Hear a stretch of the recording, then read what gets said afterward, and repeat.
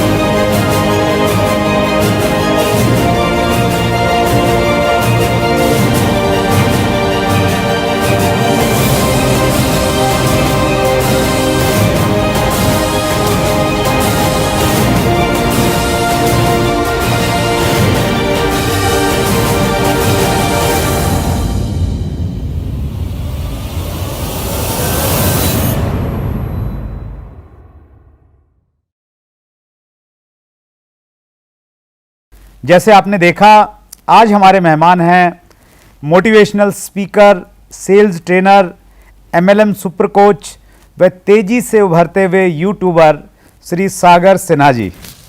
सागर जी, आपका chat with Surendra Vats में स्वागत है। Thank you very much sir, thank you very much. ये मेरा सौभाग्य है कि जिनको अब तक मैं यूट्यूब पर और जिनके बारे में सुना करता था, आज लाइव उनके सामने बैठने का मौका मिला। So thank you very much sir. Thank you Sagar ji. आप चूँकि बहुत तेज़ी के साथ में YouTube पे आप बढ़ रहे हैं और YouTube उनको स्पेशली बहुत महत्व देता है जो तेज़ी से YouTube पे काम करते हैं, स्पेशली नई नई वीडियो कंटिन्यू डालते हैं। तो आपका बहुत अच्छा कंटेंट है और मैं आपके चैनल को बहुत पसंद करता हूँ। Thank you very much. और थैंक यू वेरी मच। चूँकि मैंने आपका इंटरव्यू लेना था तो मैंने 2 घंटे लगातार आपके वीडियोस को मैंने देखा है। ओह माय गॉड। तो बहुत अच्छा कंटेंट आप दे रहे हैं डायरेक्ट सेलिंग के लिए, प्रैक्टिकल एजुकेशन वहाँ पे है। Once again thank you sir. और मैं इसको ही मानता हूँ कि ये जो है ना एक सर्विस है डायरेक्ट सेलिंग के लिए। Exactly. That's great sir. Sir, आपकी बैकग्राउंड के बारे में सबसे पहले हम जानना चाहेंगे। ओके, थोड़ा सा बिगनिंग से स्टार्ट कर देता हूँ। मैं वैसे भागलपुर बिहार से बिलोंग करता हूँ। ओके। +2 तक एजुकेशन उधर ही हुई।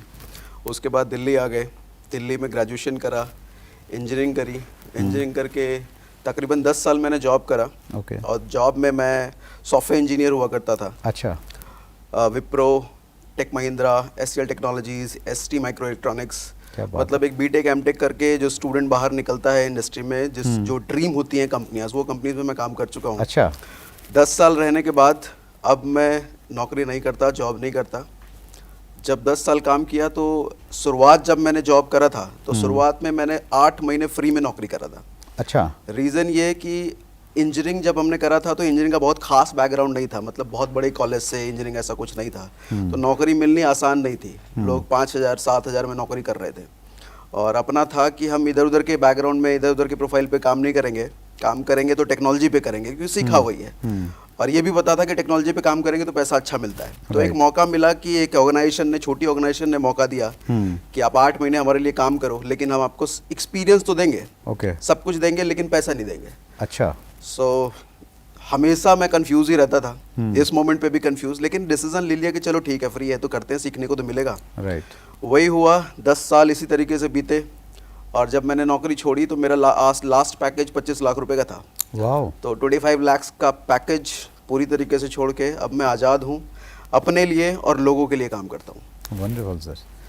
25 लाख का पैकेज जो ड्रीम होता है युवाओं का, उसको अचीव करके आपने डिसाइड किया कि आप डायरेक्ट सेलिंग बिजनेस में आएंगे, जीरो से शुरू करेंगे। एक ऐसी इंडस्ट्री जिसको लेके बहुत सारे कन्फ्यूजन्स हैं, उसमें आप कूद गए, राइट। ऐसा क्या देखा? एक्चुअली छोड़ने के पहले ऐसा नहीं है डायरेक्ट सेलिंग, छोड़ने के बाद में डायरेक्ट सेलिंग में आया, ऐसा नहीं है। डायरेक्ट सेलिंग स्टार्ट कर दिया था मैंने। आज अच्छा। से 7 साल पहले मैंने स्टार्ट कर दिया था। मतलब जब आप नौकरी करते थे उसी समय पार्ट टाइम आपने स्टार्ट किया था।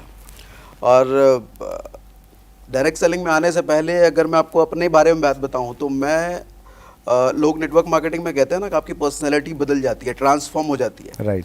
इस चीज़ का मैं हो सकता है बेस्ट एग्जांपल हूँ। अच्छा। क्योंकि मेरी पर्सनैलिटी ऐसी थी, आई वाज इंजीनियर, और बचपन से मेरा नेचर ही था कि एक कमरे में रह करके सारा काम करवा लो, बाहर जाके लोगों से मिलने का कोई काम नहीं होना चाहिए। हाँ, इंजीनियर मशीनों से तो अच्छी बात कर लेते हैं, ह्यूमन से करने में उनको थोड़ा हेजिटेशन रहता है। डर भी लगता था और इच्छा भी नहीं होती थी, मन भी नहीं करता लोगों से बात करने का। राइट। कोई अचानक से कोई सामने आ जाए पर्सन तो हाथ पैर कांपने लग जाते थे। अच्छा। अब दिल की धड़कनें बढ़ जाती थी, तब मैं क्या इसको जवाब दे दूं और क्या पूछ लेगा ये पता नहीं। वंडरफुल। सो उस बैकग्राउंड से एक ऐसे बैकग्राउंड में आया जहाँ पे एक ही काम है, लोगों से इंटरेक्ट करना। So it's completely 360 degree transformation. Wonderful wonderful. और स्पेशली आप उन लोगों के लिए एक बहुत बड़ी प्रेरणा है जिनका ये क्वेश्चन रहता है कि लोगों से बात कैसे करूं, हेजिटेशन बहुत है। बिल्कुल। तो वो आपसे प्रेरणा ले सकते हैं कि जब सागर सिन्हा पूरी तरह से बदल सकते हैं तो वो भी बदल सकते हैं। बिल्कुल, एनीवन कैन ट्रांसफॉर्म, अगर मैं कर सकता हूँ तो। That's great sir. सर, आप चूंकि डायरेक्ट सेलिंग के ऊपर में बहुत अच्छा कंटेंट है आपके पास में, एक डायरेक्ट सेलर को अगर नेटवर्क बनाना है, लेवल बड़ा अचीव करना है तो नेटवर्क बनाना पड़ेगा, तो अगर नेटवर्क बनाना है तो क्या करना चाहिए? जैसे कोई भी हम नया काम स्टार्ट करते हैं ना, तो हर उस नए काम के लिए हमारे को ट्रेनिंग तो ज़रूरी होती है, सबको पता है, हर कोई बताते भी ट्रेनिंग वेनिंग लो। मैं आपको एग्जांपल शेयर करता हूँ सर। 10 साल के करियर में मैंने तकरीबन 8 कंपनी चेंज करी। अच्छा। हाँ, 10 साल के करियर में 8 कंपनी बदली, बिकॉज 8 कंपनी जहाँ आप जॉब करते थे वहाँ पे? हाँ। Okay, right. तो जितनी भी कंपनियों में मैं जाता था, चाहे कितना भी एक्सपीरियंस हो जाए, वहाँ पर एक हफ्ते का तकरीबन एक इंडक्शन प्रोग्राम होता है। इस एक हफ्ते में आप क्या करते हो, सीखते हो कंपनी के बारे में, सिक्योरिटी पॉलिसीज़ वगैरह सीखते हो, और कंपनी का जो जिस पे काम कर रहा है वो सब चीज़ें सिखाया जाता है। तो हर का एक कंपनी का ये ट्रेंड है। चाहे आपका एक्सपीरियंस 50 साल है, लेकिन अगर नई कंपनी में गए तो उधर हफ्ते भर का ट्रेनिंग प्रोग्राम को करना पड़ेगा, सीखना पड़ेगा। राइट। एग्जैक्टली, ये तो पूरी की पूरी नई इंडस्ट्री है नेटवर्क मार्केटिंग। तो इधर ट्रेनिंग एंड एजुकेशन का बहुत ज़्यादा महत्व है। और ट्रेनिंग एंड एजुकेशन में मैं देखता हूँ कि एक प्रॉब्लम भी है इधर। प्रॉब्लम क्या है? ये इंडस्ट्री तकरीबन आई थी 98-97 के आसपास इंडिया में। राइट। उस वक्त एक ट्रेनिंग एजुकेशन सिस्टम का मॉडल तैयार हो गया था, और आज तक वही मॉडल चलता आ रहा है। राइट। प्रॉब्लम क्या है इस मॉडल में? उस वक्त जब एक नए इंसान को बोला जाता था कि मेरे पास एक पार्ट टाइम बिजनेस अपॉर्चुनिटी है, तो सामने वाला पूछता था क्या है बताओ। अच्छा। आज ये लाइन बोल के देख लो आप, वो तुरंत कहेगा चेन वाला है, MLM वाला है। वो 10 लोग उसको बोल चुके हैं। अब दिल की धड़कनें तुरंत बढ़ गई। अब दिल की धड़कनें बोल गई, कुछ भी XYZ बोल करके निकल जाता है, काम उसका नहीं बनता। सो राइट एजुकेशन आज के टाइम में, उस एजुकेशन को आज के टाइम में अपडेट करने की जरूरत है। वंडरफुल। रीज़न क्यों है इतने ज़्यादा फेलियर है? फेलियर और सक्सेस तो हर इंडस्ट्री में है, तो यहाँ भी है, लेकिन यहाँ ज़्यादा फेलियर क्यों है? राइट एजुकेशन नहीं है। एजुकेशन सिस्टम है बट राइट नहीं है, अपडेटेड नहीं है। उसी जमाने का आज तक चल रहा है। पुराना वर्जन यूज, पुराना वर्जन ही चल रहा है। अब आज का CD प्लेयर में हम ऑडियो कैसेट घुसड़ रहे हैं, विच इज नॉट वर्क। ठीक है, तो ये है। तो ट्रेनिंग एजुकेशन का बहुत ज्यादा रोल है। Training education is the only thing जो एक आदमी को नेटवर्क बनाने में हेल्प कर सकता है। वंडरफुल। आपके पास में कुछ ऐसा प्रोडक्ट है जो डायरेक्ट सेलर को हेल्प कर सकता है? यस, बहुत ज़्यादा इन चीज़ों पे रिसर्च स्टडी करने के बावजूद मैंने एक सिस्टम तैयार करा है। It's a totally digital product, online system. इसको मैं कई बार कोर्स का भी नाम देता हूँ ताकि लोग समझ पाएं। दरअसल ये कोर्स नहीं है, कोर्स से कहीं बढ़ के एक सिस्टम है। सिस्टम और कोर्स में क्या फ़र्क होता है? कोर्स में एक ट्रेनर आपको चीज़ें सिखाता है, अब इट्स अप टू यू कि आप उसको करते हो कि नहीं करते हो। राइट। बट एक सिस्टम में आप घुसते हो तो आपको करना ही पड़ेगा वो चीज़। तो एक सिस्टम मैंने 6 महीने का डिज़ाइन करा है जिसका नाम है MLM मास्टरी। ओके। उसका नीचे का टैगलाइन है a true personality transformation system. अच्छा। अब ये इसका मतलब क्या है? मैं एक चीज़ में बड़ा बिलीव करता हूँ कि your interior creates your behaviour. आपकी पर्सनालिटी का मतलब लोग गलत समझते हैं पर्सनालिटी का मतलब ऊपर का ढांचा, सूट बूट पहन लिया, इंग्लिश बोलने लगे तो वो पर्सनालिटी नहीं हुई। पर्सनालिटी का मतलब आपकी इधर थॉट प्रोसेस कैसा अच्छा, क्या चल रहा है अंदर में। एग्जैक्टली किस तरह का आप सोचते हैं, किस तरह का दूसरों के बारे में सोचते हैं। राइट। तो वो पूरा का पूरा एक ट्रांसफॉर्मेशन सिस्टम है ये। अच्छा। आपका बेसिक इतना मजबूत कर रहे हैं उसमें कि ऊपर के जो टेक्निक्स वगैरह की मैं बात करता हूँ ना, राइट। टेक्निक्स वगैरह सब है उसमें, लेकिन इतना बेसिक स्ट्रॉन्ग कर रखा है उसमें कि ऐसे हजारों टेक्निक्स आप अपने बना लो, मेरे अच्छा। मत यूज करो, अपने बना लो। हाँ, वंडरफुल। अभी तो YouTube पे देखते हैं कि मेरे टेक्निक्स यूज कर रहे हैं, हाँ। बट ऐसा आप क्यों नहीं करते? आप अपने टेक्निक्स बनाओ। वो बेस दिया गया है ऐसा कि आप अपने टेक्निक्स बनाओ, इंप्लीमेंट करो। तो ऐसा कोर्स डिजाइन किया वैसा कोर्स डिजाइन किया है। That's great, wonderful sir. Network बढ़ाने के लिए आपने बताया सर ट्रेनिंग तो लेना पड़ेगा। एग्जैक्टली।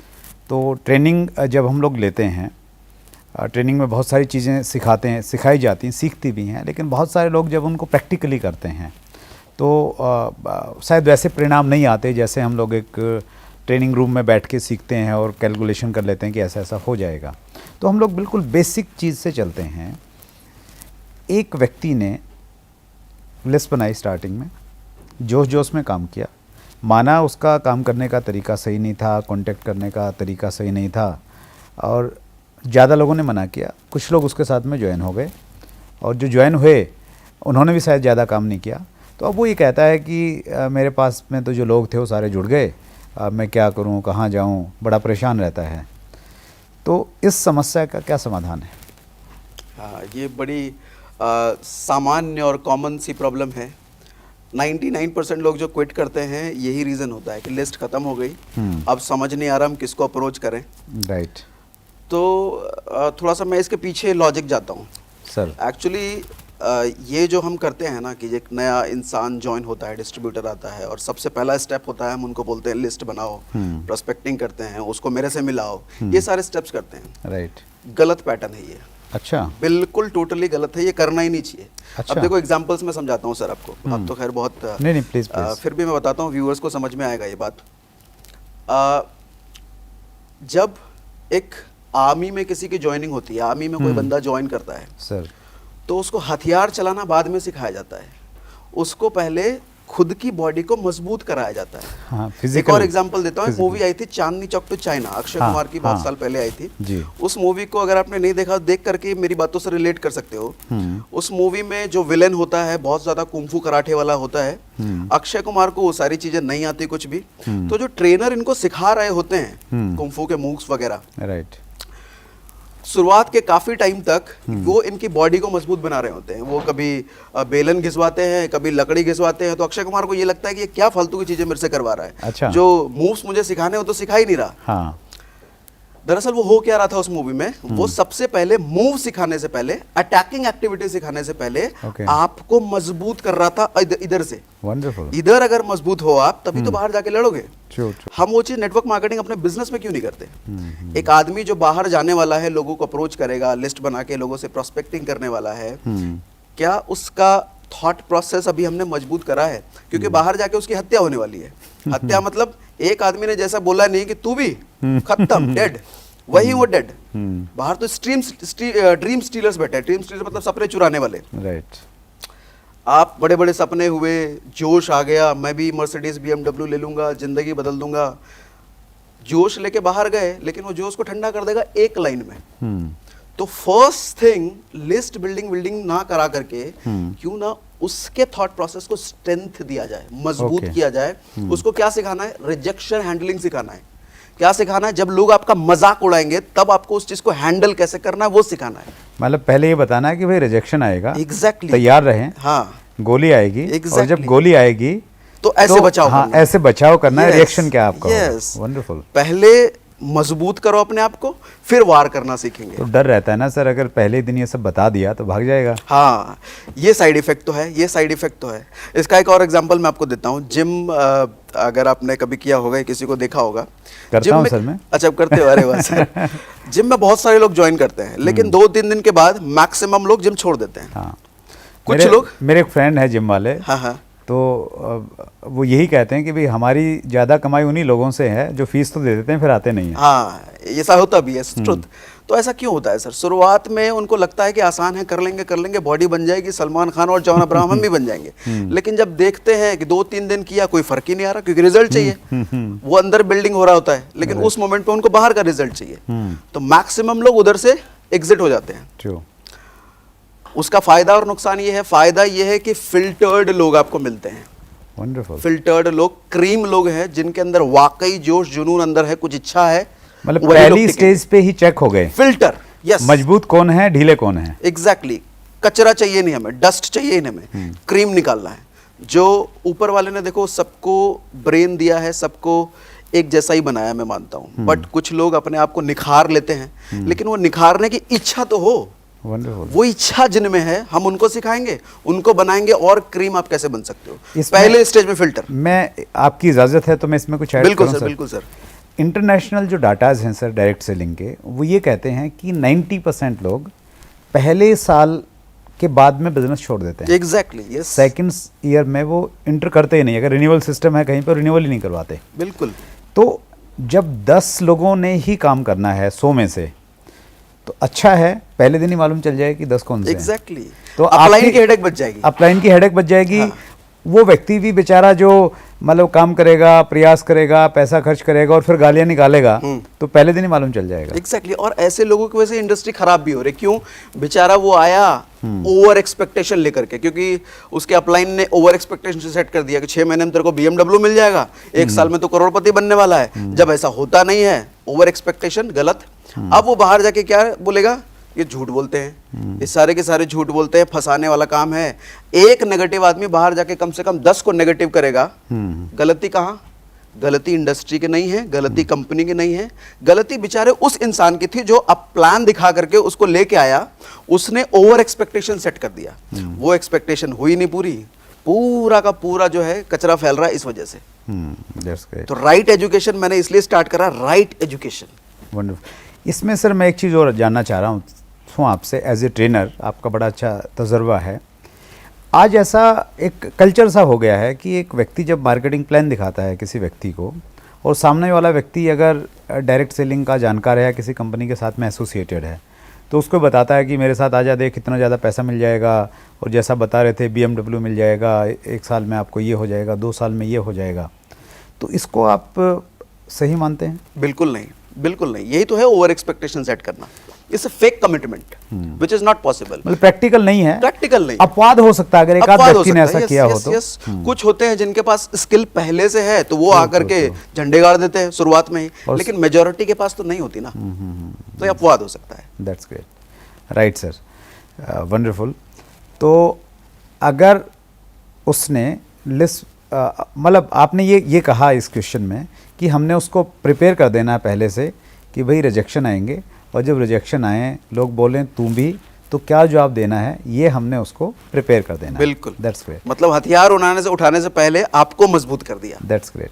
हम इससे थोड़ा अगर आगे बढ़ें सर, एक सबसे बड़ा चैलेंज है, मैं मानता हूँ टेक्निकली बहुत कम लोगों को ये नॉलेज है कि फ़ोन पे किसी से जब बात हम कर रहे हैं तो उसको इनवाइट करते समय, इनविटेशन देते समय, घर पे होम मीटिंग के लिए इनवाइट करना है या 1-to-1 उससे मिलने के लिए जाना है, तो एग्जैक्टली कौन से शब्दों का इस्तेमाल होना चाहिए।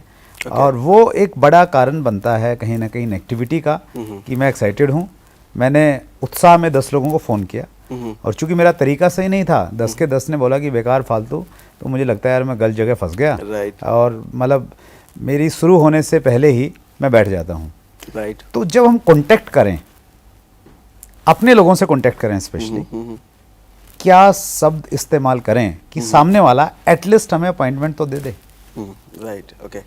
ये भी बहुत लोगों की प्रॉब्लम है एक्चुअली। सर होता ये है कि हम जब किसी डॉक्टर के पास जाते हैं कुछ बीमारी को लेकर के, डॉक्टर के पास तो हजारों दवाइयाँ हैं, हजारों बीमारियों का इलाज उसको पता है। राइट। बट पहले वो पूछता है कि तुम्हें प्रॉब्लम क्या है, उसके बाद वो दवाई रिकमेंड करता है। True true. अब डॉक्टर आदमी डॉक्टर के पास गया, वो कहेगा मुझे कुछ ठीक नहीं लग रहा। अब क्या देगा डॉक्टर दवाई? ठीक लग रहा, ठीक नहीं मतलब। तो ये चीज हम इधर अगर रिलेट करके देखें तो डायरेक्ट सेलिंग में, नेटवर्क मार्केटिंग में, who we are a doctor. Doctor मतलब लोगों की प्रॉब्लम को हम सॉल्व कर रहे हैं।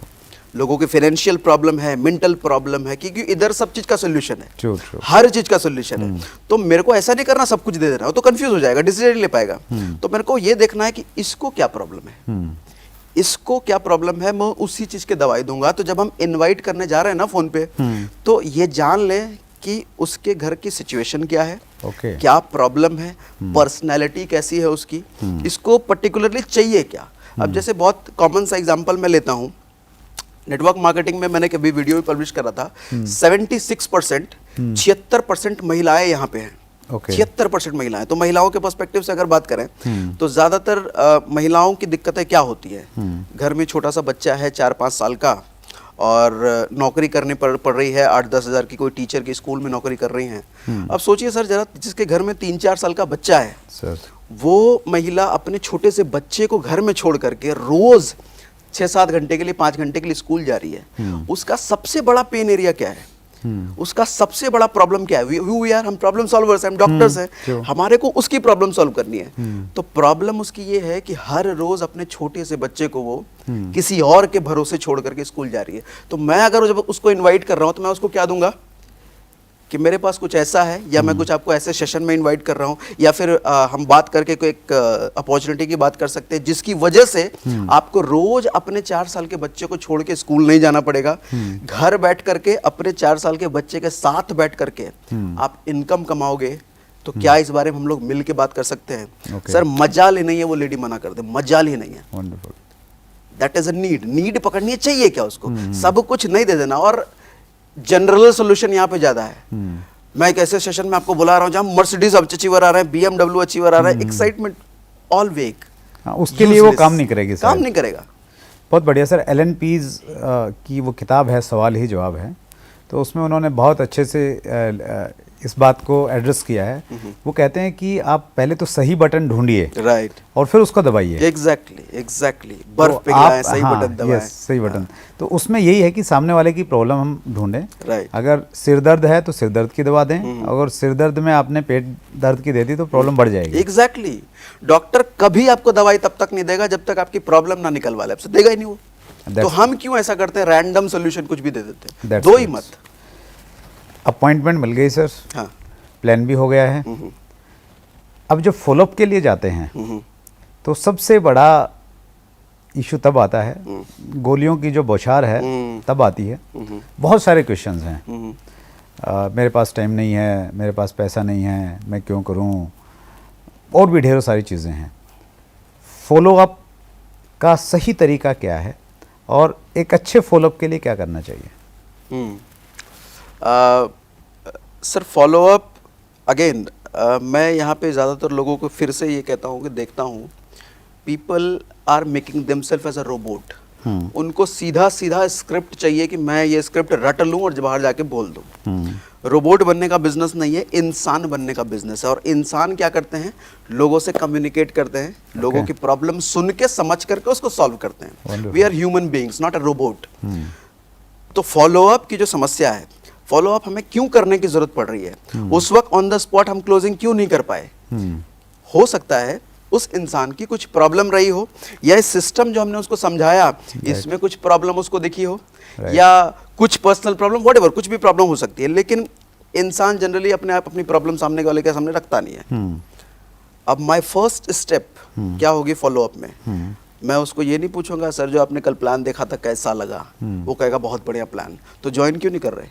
अब ज्वाइन कहेगा हाँ अगले महीने सोचूंगा, अभी तो पैसे नहीं है। वो अगला महीना जिंदगी निकल जाएगा, अगला महीना नहीं आने वाला। तो फॉलोअप का जो फर्स्ट स्टेप आपका होना चाहिए, आइडेंटिफाई ये करना चाहिए हमें कि किस वजह से उसने उस मोमेंट पे डिसीजन नहीं लिया। अब ये सीधा सीधा हम पूछ नहीं सकते कि भैया आपकी क्या प्रॉब्लम थी, क्यों आपने ज्वाइन नहीं किया? वो कहेगा नहीं सब तो ठीक था, तो ज्वाइन क्यों नहीं किया? बताएगा नहीं। अब हम फंसे रहेंगे यार क्यों ज्वाइन नहीं कर रहे। तो हमारों को उसके मुंह से निकलवाना है कि प्रॉब्लम क्या थी।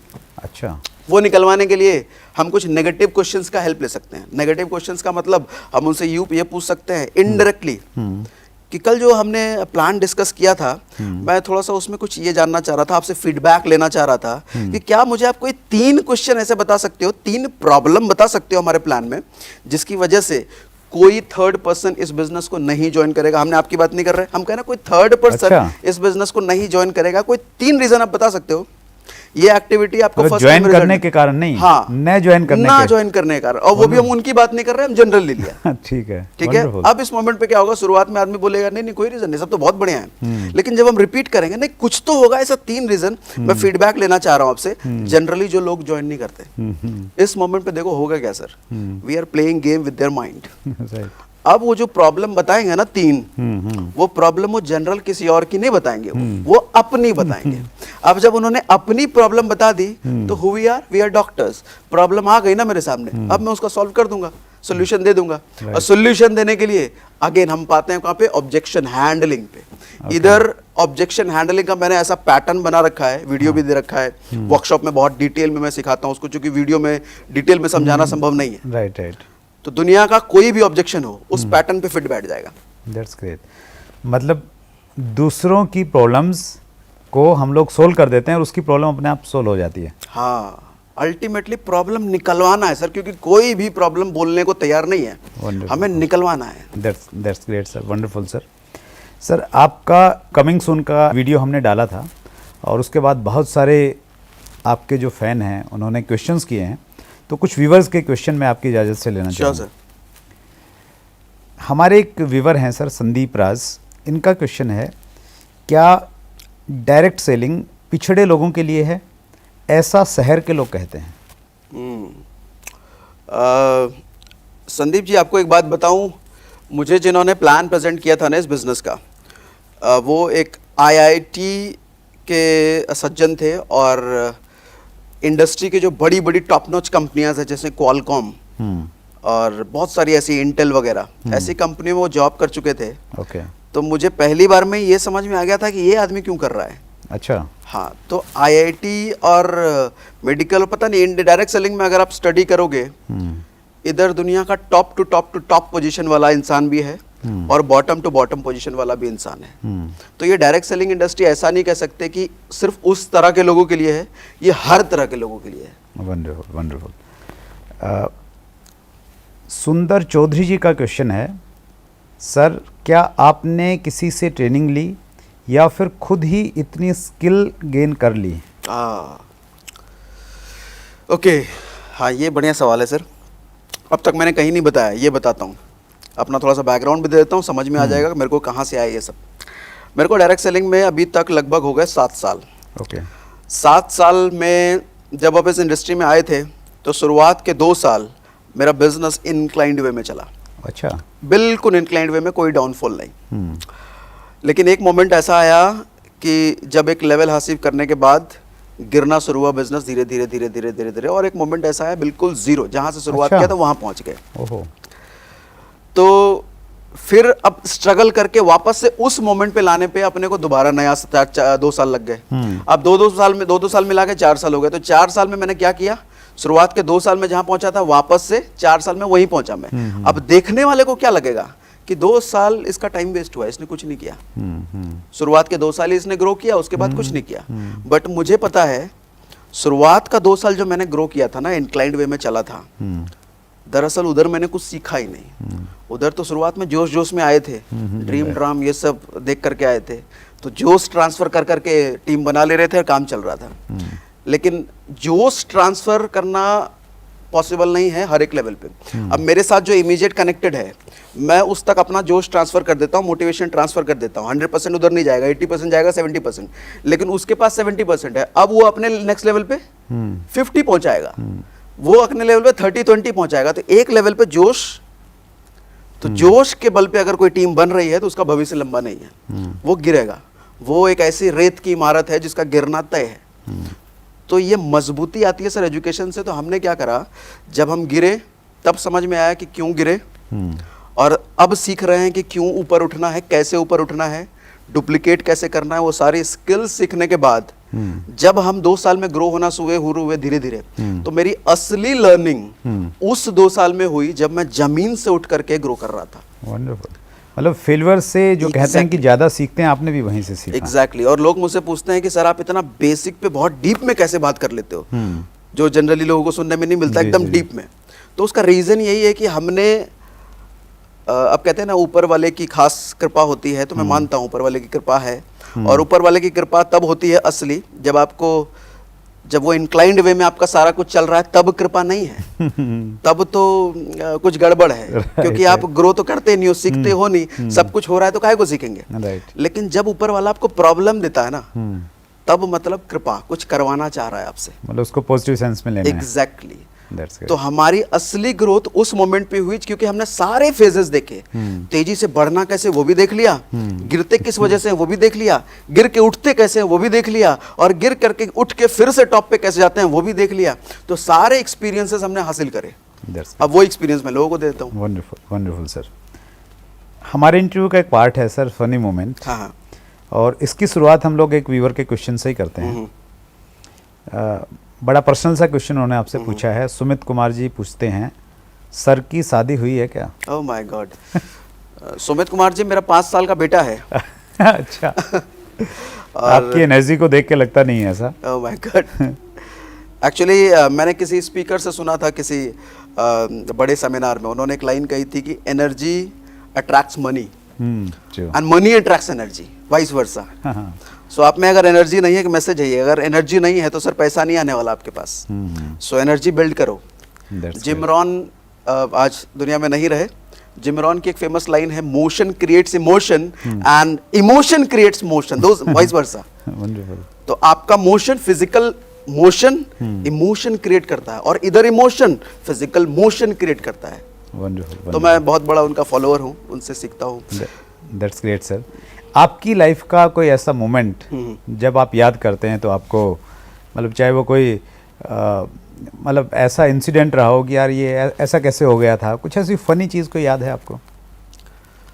फनी चीज़ एक्चुअली जब मैं वर्कशॉप्स करता हूँ तो बहुत सारी फनी मोमेंट्स निकल पाते हैं। और इतनी बड़ी टीम है, उनके साथ काम करता हूँ तो हर कोई कुछ ना कुछ फनी एक्सपीरियंस देता ही है। राइट।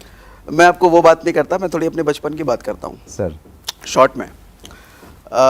हम उस वक्त करीब रहे होंगे 10-11 साल के, और मेरा एक खास दोस्त हुआ करता था, थोड़े शरारती भी थे उस वक्त। नदियों में नहाने का बड़ा शौक था, घर के थोड़ा सा दूर जा करके नदी था, घर वाले नहीं जाने देते थे कि कुछ डूब डाब जाए, गड़बड़ हो जाए, इसलिए नहीं जाने देते थे। एक ऐसा शख्स था, हमारा फ्रेंड सर्कल में ही था, हम लोग उसको दोस्त नहीं मानते थे क्योंकि हमेशा वो हमारी शिकायत किया करता था, और उसको हम लोग बोलते थे तवा। अच्छा। तवा क्यों बोलते थे? उसका रंग काला सा था, तो उसका नाम रख दिया था तवा, काला तवा। हम नदियों में नहाते थे, और वो क्या करता था, घर जाके शिकायत कर देता था, और घर जाके शिकायत किया तो घर में क्या होने वाला है फिर? डंडे से। तो मैंने और मेरे दोस्त ने, जो हम लोग नहाते थे, साथ में रहते थे, एक प्लान बनाया, यार ये हमेशा परेशान करता रहता है, हमेशा पिटवाता रहता है, इसको खोपचे में लेकर के एक बार इसकी धुलाई करते हैं, उसके बाद ये सुधर जाएगा, फिर कभी नहीं करेगा। अच्छा, खोपचा मतलब? खोपचा मतलब किनारे में लेकर के। अच्छा, ओके, ठीक है। हाँ, तो ऐसा ही करा हमने। एक दिन बुला करके उसको, पेड़ के पीछे बरगद का पेड़ हुआ करता था, उधर पीछे बुला करके खूब कुटाई की उसकी, खूब दी कुटाई, खूब दे कुटाई। उस पे वहाँ से कमिटमेंट भी लिया कि अब दोबारा तो नहीं करेगा ना, और ये जो हमने कुटाई करी घर में तो नहीं बोलेगा, सारी बात उसने हामी भर दी। हम हो गए रिलैक्स, अब हम मजे से कर सकते हैं। अच्छा।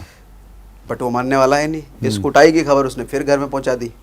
अब जब उसकी कुटाई की खबर पहुंची तो हमारे साथ होने ही वाला था, हो गया फिर से ब्याज समेत मिला आपको। हाँ, अब समझ नहीं आ रहा क्या करें, तो हमने सोचा उसी का तरीका अपनाते हैं जो वो करता है हमारे साथ, शिकायत करता हम भी करेंगे।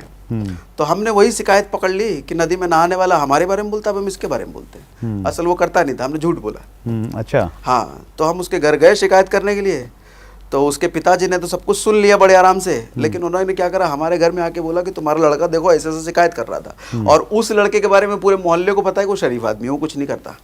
अच्छा। अब हम जब घर पहुंचे फिर कुटाई क्योंकि झूठ, तो हमारे वो समझ नहीं आ रहा था। तो फिर हमने क्या करा, उसको दोस्ती बनाई उससे, दोस्ती बना करके उसको साथ में नदी ले जाने लग गए। अच्छा। तो जो उसको भी मजा आने लग गया, तो हमने इस प्रॉब्लम को ऐसे सॉल्व करा। तो ये बड़ा सा फनी मोमेंट्स था, मुझे याद आता है कि हम पिटते रहे, अल्टीमेटली सॉल्यूशन वहां मिला, उसको दोस्त बना लेते हैं। That's great, wonderful. तो एक लाइफ बहुत काम की चीज है डायरेक्ट सेलिंग में भी। चलिए, that's good sir. Rapid fire questions. जी सर। तैयार हैं? बिल्कुल सर। Your favourite book? वैसे बुक्स तो बहुत सारी हैं, बहुत सारी बुक्स हैं, बट एक बुक जो है बहुत चीज़ें मैंने सीखी हैं उससे, the third alternative. The third alternative. Okay.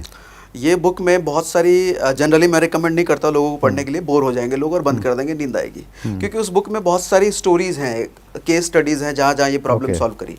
वो बुक में एक्चुअली है क्या कि आप दुनिया के कठिन से कठिन मसले को, बड़े से बड़े झगड़े को किस तरीके से बातचीत करके उसको सुलझा सकते हो। वंडरफुल। उसमें कुछ केस स्टडीज ऐसी हैं जो कि मामला कोर्ट में चला गया, लेकिन उसको ऑफलाइन बैठ करके कोर्ट से बाहर निकाल लिया गया मामला, जज की जरूरत नहीं है। That's good, wonderful. तो वो बुक में मुझे बहुत पसंद है। Your favourite quotation? सोच बड़ा। सोच बड़ा, ये कोटेशन भी है और हमारा टैगलाइन भी है। ओके। दरअसल सोच बड़ा इसलिए क्योंकि दुनिया में कुछ भी बड़ा करने के लिए, सफलता हासिल करने के लिए, the most difficult thing is thinking big. हम सोच ही नहीं पाते उतना, तो जाएंगे कैसे इधर। तो फर्स्ट स्टेप जो कि सबसे कॉम्प्लिकेटेड स्टेप है, ऑल्दो नहीं है, बट आज के टाइम में ट्रुथ यही है कि सबसे कॉम्प्लिकेटेड है, आदमी सोच ही नहीं सकता। अब जब सोच नहीं सकता तो वो करना तो इम्पॉसिबल, जो सोचेगा वही तो करेगा। थर्ड क्वेश्चन, सागर सिन्हा जी की सबसे अच्छी और सबसे बुरी आदत? हाँ, ये तो है sir, quick decision. I am a quick decision maker. अच्छी आदत? ये अच्छी आदत है और यही बुरी आदत भी है। क्यों अच्छी आदत है? क्योंकि मैं तेजी से अगर आगे बढ़ा हूँ तो मेरे इसी डिसीजन की वजह से, क्योंकि मैं सीखता हूँ और इम्प्लीमेंट करने में टाइम नहीं लगाता, क्विक इम्प्लीमेंट। तो ये डिसीजन, ये आदत है, तो इसलिए वजह से मैं ग्रो कर पा रहा हूँ। बुरी इसलिए है कि इस आदत की वजह से कई बार मुझे नुकसान भुगतना पड़ता है, बिना कुछ ज़्यादा एनालिसिस करे, सोचे वोचे कर देते हैं। लेकिन उसमें भी अच्छी बात ये निकलती है कि जब जब नुकसान हमने झेला है, एक नई लर्निंग ली है, एक्सपीरियंस ली है, अब ये नहीं करेंगे। That's great, wonderful. तो अच्छी बुरी दोनों ये आता है कि मैं quick decision maker. Last question, your favourite YouTube channel? Okay, favourite YouTube channel सब टीवी। अच्छा। हाँ, सब टीवी। एक सीरियल है तारक मेहता का उल्टा चश्मा। हाँ, यस। पूरे टीवी पे सीरियल वीरियल सारा कुछ मिला के मैं कुछ नहीं देखता, एक सीरियल सिर्फ देखता हूँ, तारक मेहता का उल्टा चश्मा। और मेरी वाइफ मुझे परेशाान रहती है उससे, और क्योंकि एक ही एपिसोड में घुमा घुमा के देखता रहता हूँ, पुराने दुराने कोई भी एपिसोड मिल जाए देखता रहता हूँ। अच्छा लगता है बहुत। और बस एक वही यूट्यूब चैनल है जिसको मैं सबसे ज़्यादा देखता हूँ। ऑल्दो सीखने के लिए तो बहुत सारे यूट्यूब चैनल हैं, बहुत सारे हैं। मैं दो तरह के चैनल्स, दो तरह के सोर्सेज को फॉलो करता हूँ, एक कॉमेडी, दूसरा सेल्फ डेवलपमेंट। अच्छा। हाँ, दोनों का बैलेंस बना के चलते हैं। That's great sir. Sagar Sinha ji, आप हमारे कार्यक्रम में आए, आपका बहुत धन्यवाद। और ये छोटा सा एक स्मृति चिन्ह है हमारे व्यूवर्स की तरफ से आपको। सो आपने सुना श्री सागर सिन्हा जी को, motivational speaker, sales trainer, MLM super coach. अगले मंगलवार रात्रि 8 बजे फिर हम लोग एक नई शख्सियत से मिलेंगे। तब तक के लिए धन्यवाद, अपना ख्याल रखिएगा।